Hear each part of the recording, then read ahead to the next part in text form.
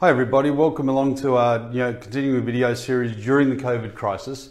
Today we're talking about the Australian property market and how COVID has affected it down here in Australia.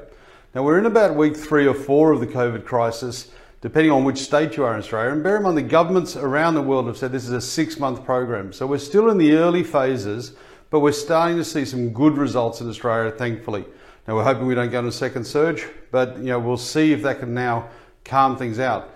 Now, how it affects the property market is probably the next ongoing wave. We've seen business impact very greatly. Now, the property market is probably next in line. So we're going to have some discussion points on that. Starting off, just a quick disclaimer. We obviously have to remind you that the information here is of general in nature. And if you have any things that you want to do in your own personal circumstances, please check for your specific advice and check things out. But we'll cover most things today and hopefully they give you a helping hand. Let's have a look how COVID is affecting property owners, and there's many instances of where it is. First of all, we've obviously got a very big dent in general confidence and a future that is now more and more unpredictable. Now, even as the cases are starting to dwindle down, we're still not sure how long the residual economic impact will have and how long and how deep it might go, and property is obviously going to be affected. We've seen a massive reduction in general activity, sales activity, purchase activity, rental activity. That's to be expected. We've all been locked away. We've had restrictions, but that's certainly impacting things as a rule. And demand has been massively suppressed with the closing of the borders. Now, property has a number of different uses. It is used both long and short term, but largely in Australia we have a very strong migration, and that's one of the secrets to our property market. And with our borders closed, intended migrants haven't been able to come. We've had a bit of a surge of expatriates coming back, but they may or may not stay. And people like myself that are stuck here will be obviously moving on as soon as we can. Short-term and student accommodation is probably the hardest hit. Short-term through things like Airbnb has been fueled by the tourism industry in the main. And a lot of that was international tourists. And of course that across the world now has flattened out to basically zero. Accommodation in students has also been a major element, particularly in the Melbourne market, where there's an enormous amount of apartments in the CBD where students come along. Now we've seen tens of thousands of students stuck abroad, not being able to come back to Australia to continue their studies, and a shift towards online. Whether that stays a permanent shift or whether we get back to the normal classroom environment and how long that takes is going to be a very, very interesting scenario. We've also seen obviously tenants and owners having difficulty in meeting their rent and their mortgages. So that's been a first time that we've ever seen this sort of scenario in the Australian property market and globally. Governments have obviously stepped in to help out, provide regulation and support, but this is certainly something that dents confidence largely and makes people nervous about doing any activity. We've also had limited access to be able to offer properties that are available for rent to tenants due to the restrictions and the mobility. And obviously selling a property is getting harder and harder, and we're seeing people have to modify and go online with videos, etc. And all of these things just make it so much harder for a property market to operate in a normal way. What has been the cloud on the silver lining is interest rates have moved to a record low. The official rate in Australia is now down at 0.25%. What that means is some mortgages on owner-occupier are around about 2 to 3%, which is unprecedented in Australia's history. That's helping things out significantly, because if you are having rent stress or employment stress or income stress, having a low cost during this period is certainly a massive benefit and helping you through those tough times. We've also got lenders willing to give up to 6 months of interest, repayment-free periods on your loans if you are significantly impacted by COVID. Personally, if you've lost your job, or even as a landlord, if you have got a situation where your tenant has lost his job and can't pay his rent. So this is providing a massive backstop to the industry as a whole and is keeping things safe, at least at this point in time. Now, of course, with this deferral, it is not a removal of the interest cost, it's a carrying it down the line, which is going to create further problems. People have a little bit more debt when this all ends, so that's going to have some issue there. And of course, we've seen the government take unprecedented steps In virtually all states, which we'll talk about shortly, it's impossible to evict a tenant if they've had COVID issues.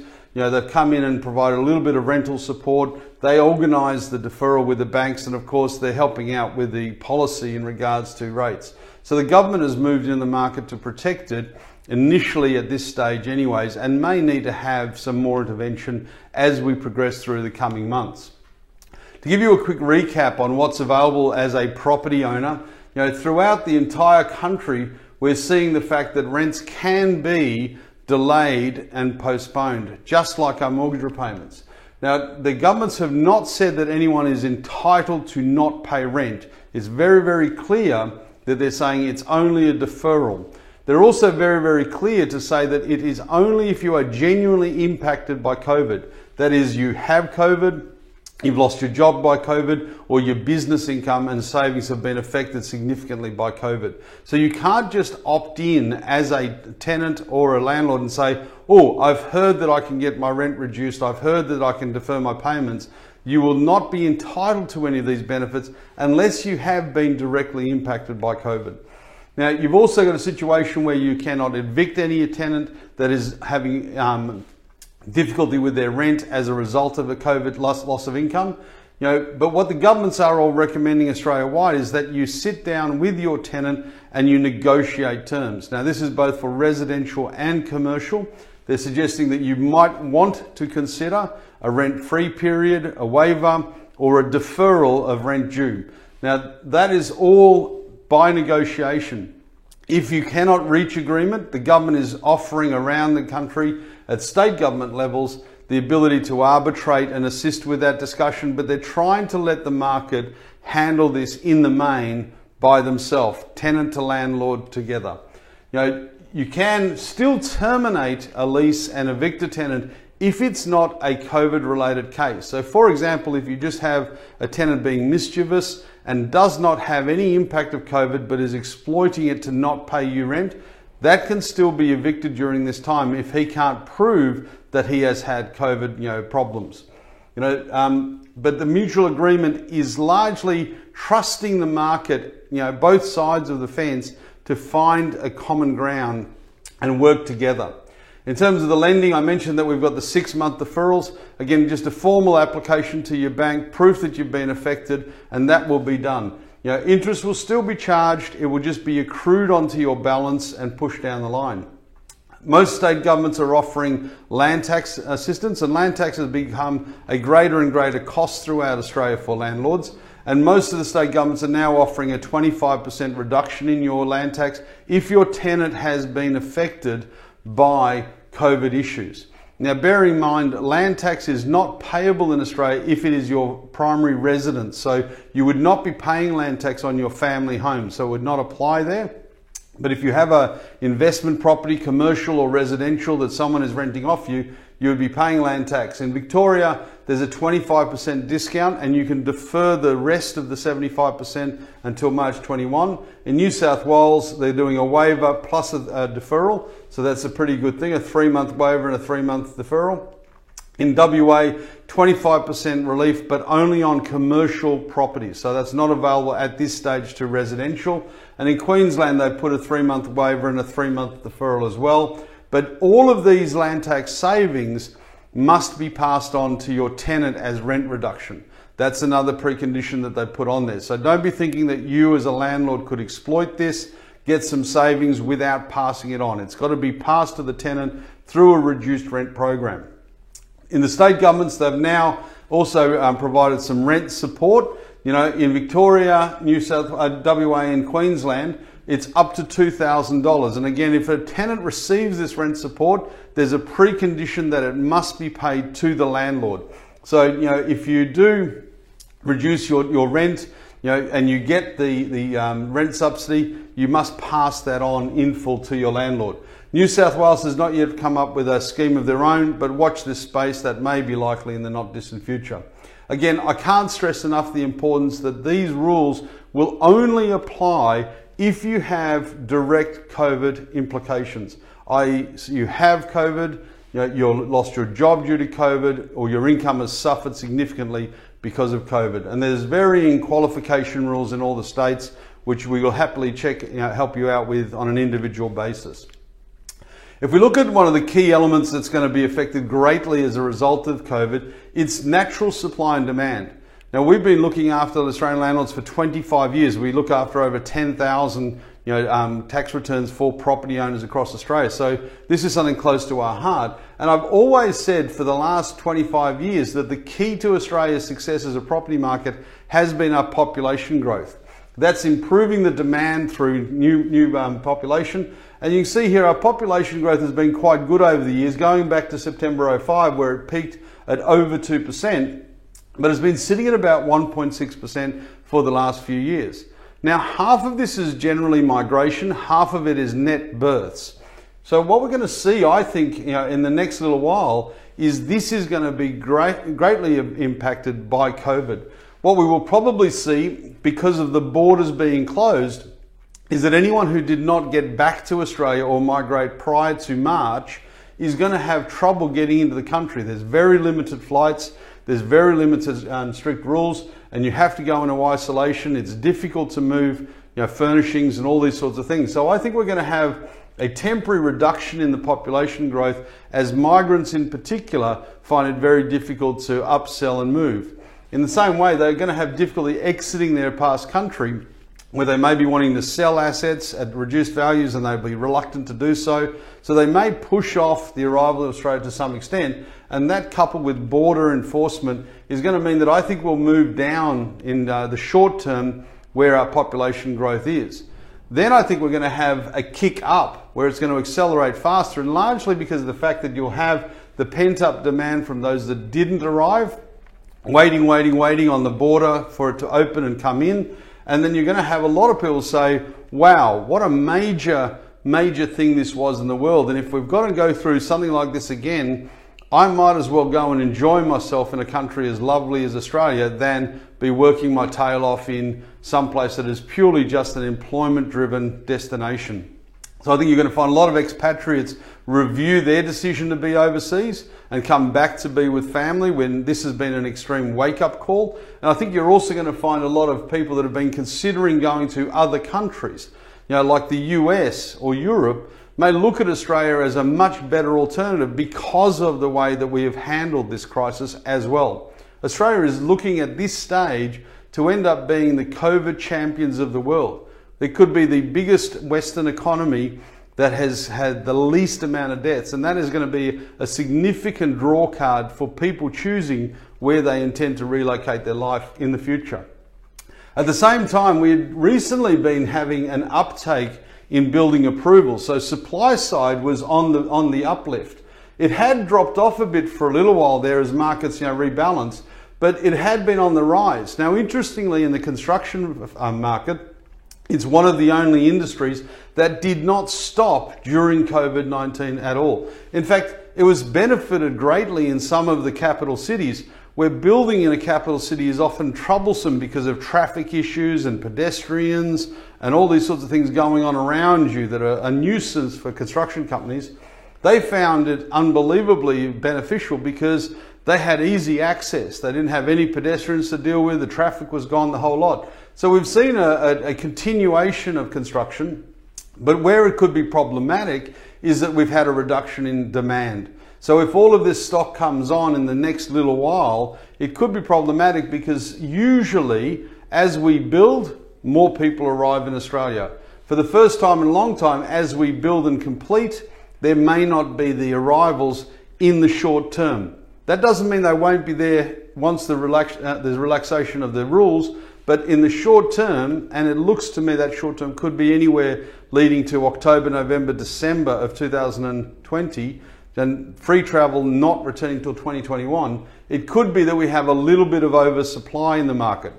Now, as if you're an investor, what that means is make sure that you're choosing stock that is highly desirable and highly livable. Don't look at just pure investment rental stock. The rental market is going to be hammered in the short term because there is no short-term take-up, there is no student accommodation coming in, and there is not a great deal of new migration coming in for the next 3 to 6 to 9 months.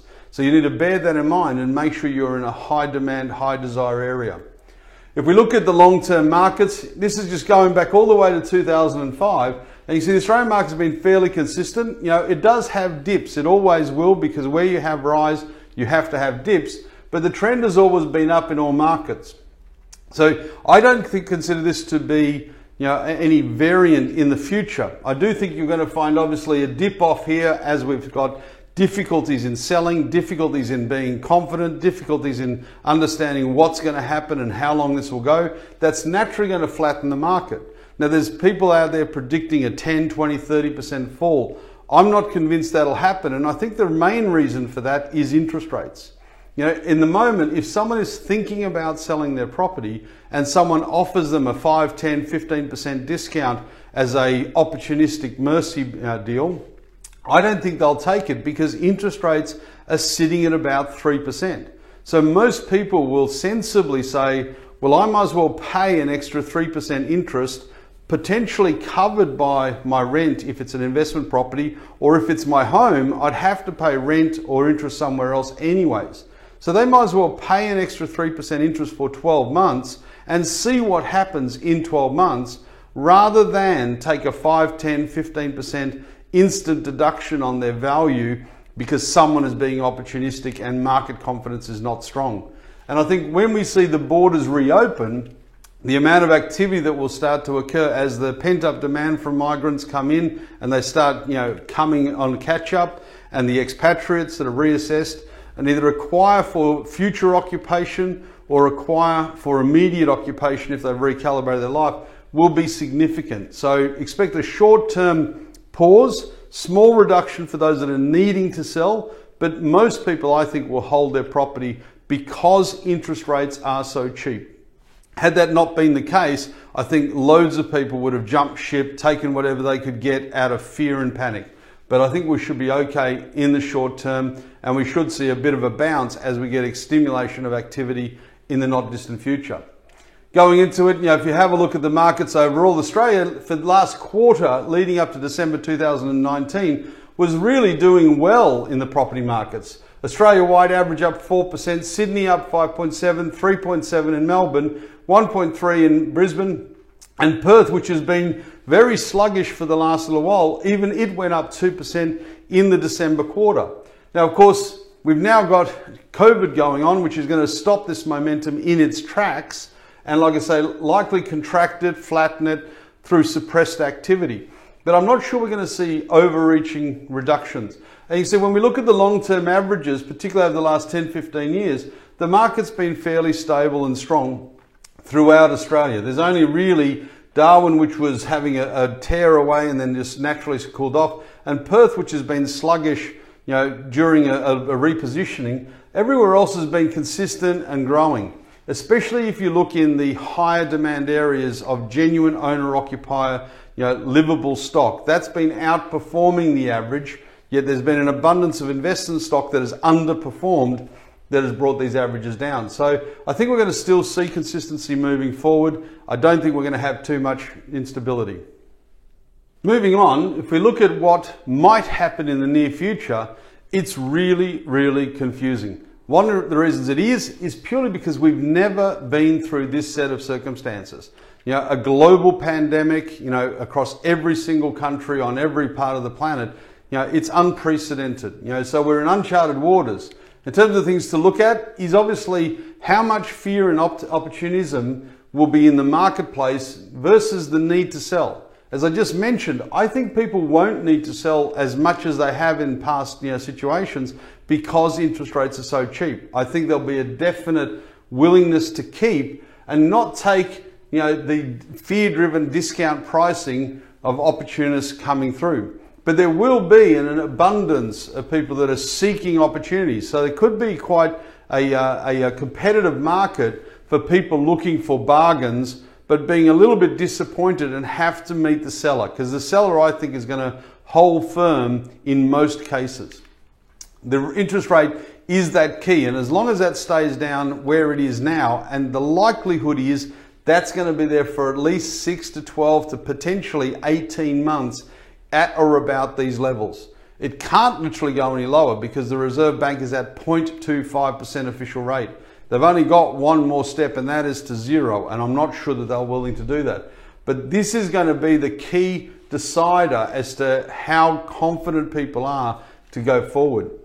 We've also got a wild card in that there was some law passed in Australia that said for expatriates living overseas, they would lose their capital gains tax free status on their family home if they sell it overseas, unless they sell it before June 2020. Now at ATS, we're currently working with some of the chambers around the world to lobby the government to extend this past June 2020 because of the impact of COVID. So it could be that this gets extended. But if there are a lot of expats very, very motivated to sell in order to not pay capital gains tax, that could see a little bit of extra stock coming up, usually in the family residence style, that could help support the market. So that will be interesting. We've still got continuing limitations on movement of sellers and buyers. You know, that we don't have auctions, it's all video online. Some of the state governments are only just starting to relax the movement rules and allow multiple people through, home opens, rental exhibitions, etc. So that's obviously making it more difficult for people to make decisions. As they get relaxed, that's going to be a bit easier. And of course, this population growth is literally going to be the determining factor as to where the property market goes over the next 6, 12, and 24 months. We're going to see the borders remain closed for international travel in particular for the next little while. You're going to see a few more extra flights come in, but there's going to be high and heavy regulations in regards to isolation, which might deter people from coming. It depends on where they're coming. If they're coming from a worse COVID zone than Australia, which most are, they might be motivated to come down and see what happens. But until these borders are open, and that will only occur once we see a vaccine readily available to be able to give governments comfort. The travel limitations on tourism are likely to stay even beyond those. There's going to be very few people that are willing to undergo tourist-related travel, and largely because you can probably expect 2 weeks of isolation when you move between borders as a commonplace event, again, until a vaccine is found, or for at least the next 3 to 6 to potentially 12 months. That's going to make it very hard for most people to take a holiday if they've got to spend 2 weeks inside before they can go out and enjoy a place. So those travel limitations will have a massive impact, particularly on short-term accommodation units, and this could see a shift from short-term to long-term. Again, problematic at the time if borders are closed, if they are sucking up the existing rental pool, and there's been a lot of properties on short-term that might shift across. And of course, we've got issues with employment mobility. Expatriates, can't now just go and get a job overseas as freely as they used to. And how long this stays, that's unknown again. We might just see that there's virtually no global mobilization for the next 3 to 6 months, I would suggest. And a lot of businesses will be just reassessing their expatriate workforce in its own right, and whether they should keep it and can afford it in this new age. There's been significant financial loss from big and small employers. To be able to carry the cost of expatriates and relocate staff is going to be very much under the microscope in the coming months. What will happen is Australia's reputation is going to be greatly enhanced. The way that it's been handled by state and federal leaders has been commendable. The amount of cases is phenomenally low for a population our size. They've been able to get things under control very, very quickly. Now, fingers crossed, we won't necessarily see a second wave that could occur, but whilst the borders remain closed, the likelihood of that becomes more and more limited. But it will just be an interesting thing to see what goes on. What has stood out in my mind, the way Australia's handled this, is 3 key issues. We've been shown to be leaders in kindness, compassion, and cash. We've looked after people as best we can. We've kept the rules as flexible as possible. We've shown a lot of compassion to people who had unfortunate circumstances like losing their job. We've been generous with our cash in supporting job losses, in supporting businesses, and supporting the economy generally. And this is the sort of thing, when people are looking at where would I like to live, that's going to put Australia even further to the top of the pile than it already was. And there's going to be a very hard argument for anyone to say that I shouldn't move to Australia. That could be the silver on the lining of this whole COVID issue, is that it puts a real big spotlight on Australia as how wonderful a place it is that we've always known, but not quite enough of the world found out. If that happens, expect the property market to have a mini boom, especially while we're seeing that the Australian dollar is ridiculously valued at this point in time and relatively cheap compared to most currencies. Again, we're here to help you. If you have any specific questions about your property, your tax issues, or your rental management issues, our team at the ATS and our team at AussieProperty.com, who have got offices in every state and can properly and professionally deal with your problems and help you to find solutions, give us a call, pop on the website and drop us an inquiry, and we'd love to help you out. I hope you found that advantageous.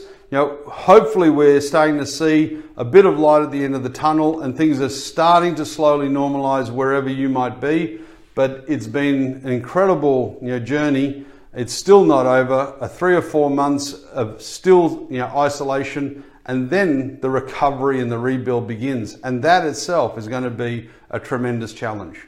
Hopefully it's one that you can accommodate yourself and get through. Thanks for joining us. Good luck wherever you are.